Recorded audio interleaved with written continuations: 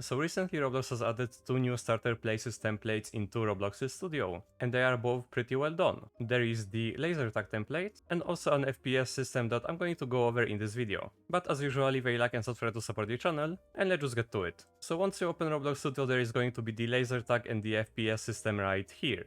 So let's just press on the FPS one. And right off the bat, I'm just going to do a playtest to showcase how everything looks like. And right here, the player is already forced into the first person view, and we can see that there are these targets, and we also have different weapons that have pretty nice animations. And besides the animations, we also have the user interface for the ammo, and our player is actually holding a view model. And let's see how it's going to shoot right now.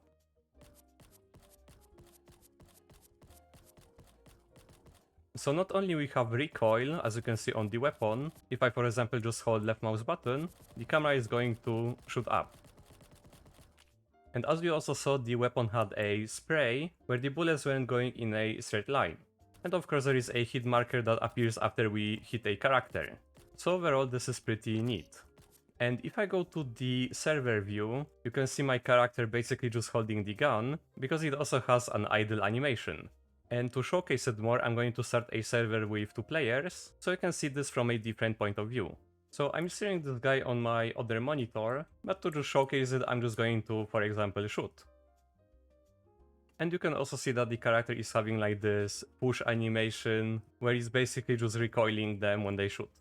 And then there is also the reload.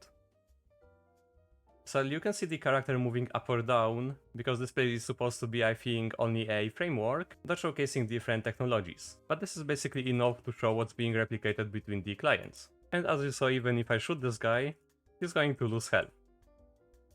Like this. So that's like the first impression, right? You can basically just make a game with this, with a ready template.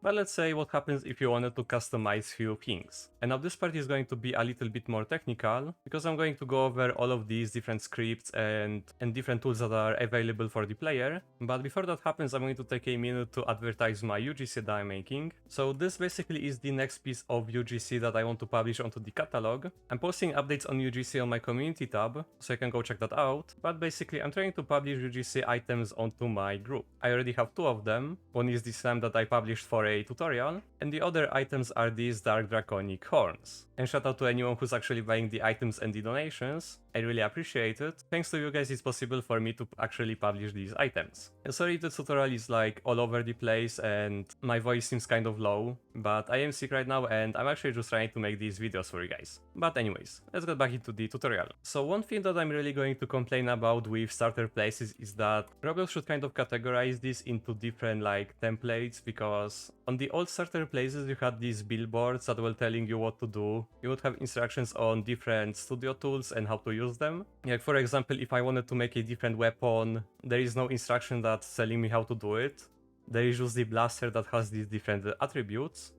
And if I go into it, it has these animations, the scripts, the sounds, and the model. So they should at least tell you how you can add your own weapons with this. But basically, if it comes to scripting in this place, when I went over the scripts, for example the blaster one, like it's really modular. You just have the controller that you create the blaster with, and that's it. Like you just require the blaster controller from the replicated storage, and then you initialize it and have a weapon ready to go. And if I go to the blaster controller right here, this is actually the script that does all the work. Like this is object-oriented programming, but it's pretty simple to understand. Like you have the view model, UI controller, the touch input controller, so this actually is going to work on different platforms, and also the character animation controller. Then these different variables like the activated, equipped, shooting, and ammo, and also reloading and the, of course, connections. Then just these validating methods, and also the recoil. So if you didn't know how to make a recoil, for example, for a gun, now you can have your own template that you can actually implement.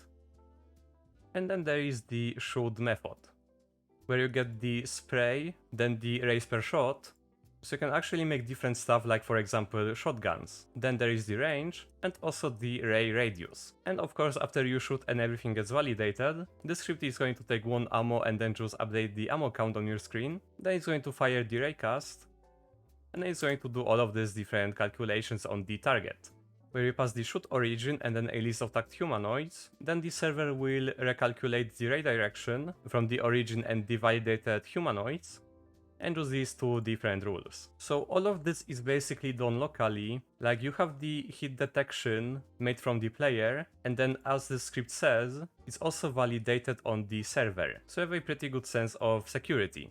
Then there is the shoot remote, which gets the tagged humanoids, then the muzzle position, and then it's routing the results.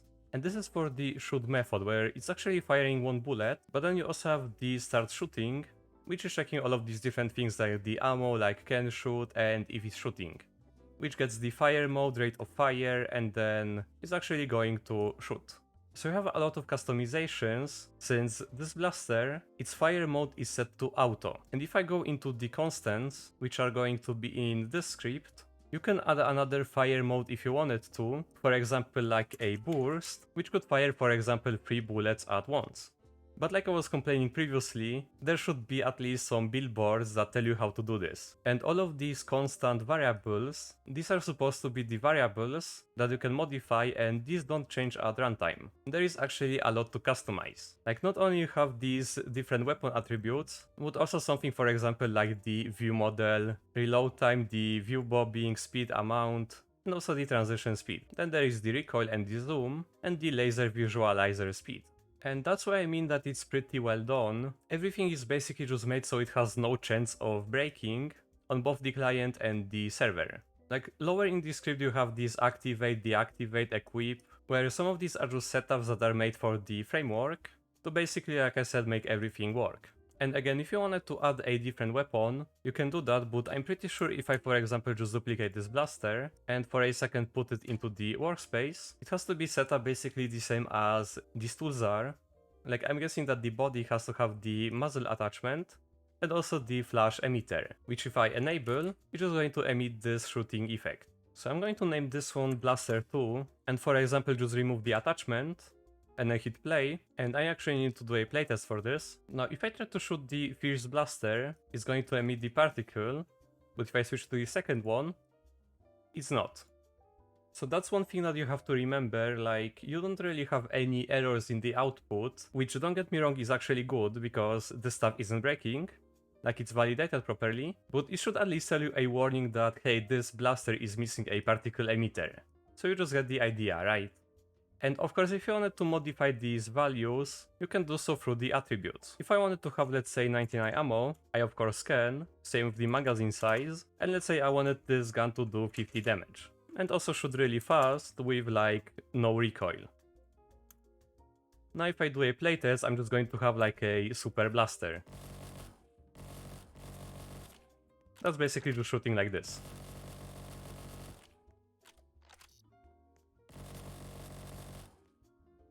But I'm just going to change everything back and just really quickly talk about security concerns, because I haven't shown the server script yet. So again, if I do a playtest, and this gun is actually going to be in my backpack now, if I modify the value right here to everything I had previously, and just try to do the same thing, it's not really going to work the same. Like it shot the first dummy, but then doesn't continue to shoot the other ones. And that's because of the validation that's done in this place. Like it's really easy for an exploiter to basically just go into these attributes of this gun and just change them right here. So it's a good thing that this template or this framework is actually taking that into consideration. But to talk about the server scripts, and for example the blaster, if I just go into scripts and the blaster, like you have this onshot event function, which gets the player timestamp the blaster they were using, and of course the previous mentioned origin point and the tagged humanoids. And then it has all of these different validators that are stored right here. And it takes all of this different stuff into consideration, like the reloading, the shoot argument, the shot, and the tagged humanoids. And I was actually talking about validating scripts in my previous tutorials, so I wonder if Roblox devs actually watch my videos. But anyways, so this validator basically just checks the character, and if this person can actually reload. And it again checks it from the constant, which is the same script that the local player was using.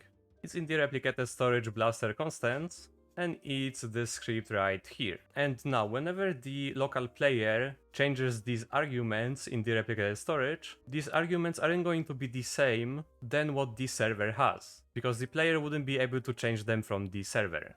Then you have the validate should argument, which is actually validating the number, instance, the C-frame, and the simple table, which are actually validators from the server script service, because the player doesn't need to use them. And now these ones are actually stored in the utility, where for example the validate instance just checks if the type is an instance. And then for the validate shot, now this is what actually is going to check the timestamp from where the player shot to now. And like all of these validate scripts look kind of funny seeing these if not this then, if not condition then, but that's how you actually have to do it on Roblox. Then this checks if the blaster is equipped, then if the player is reloading, then it gets the ammo attribute, then of course checks the distance. So you have a lot of this stuff to basically prevent exploiting. And then with the validate tag, this one actually gets some utility scripts from the blaster right here. And also I need to say that everything is really well written, because there doesn't seem to be too much spaghetti code, like everything basically is really clean. And you also have these different comments that tell you what different stuff does. And you also have a team killing mechanic, which is pretty nice. But anyways, so the validate tag is going to get the pivot and the character offsets, and also the ray distance. Where this one says if the ray that the player shot, that gets validated on the server, didn't actually hit a player, then it's going to return false. You also have a wall distance buffer constant, which I'm just guessing is the distance from the hit wall, for example, to the player that was standing next to it.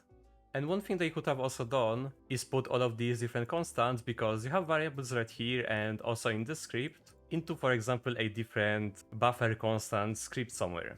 But then you have an explanation how this basically just works, where it's actually pretty well explained to you. So if it comes to scripting, it's actually really well done, and like I said, you have a good sense of security and validation, and you can see that Roblox's dev actually put effort into this place. But since like I said at the beginning, I am kind of sick, I wanted to basically put both of these places into one video, because the laser tag place also has a lot of different mechanics and technologies that are being used, but like I just said, I am unable to. But again, make sure to check out my UGCs, leave a like and subscribe to support the channel, but that's basically going to be everything for today. So thank you guys for watching and see ya!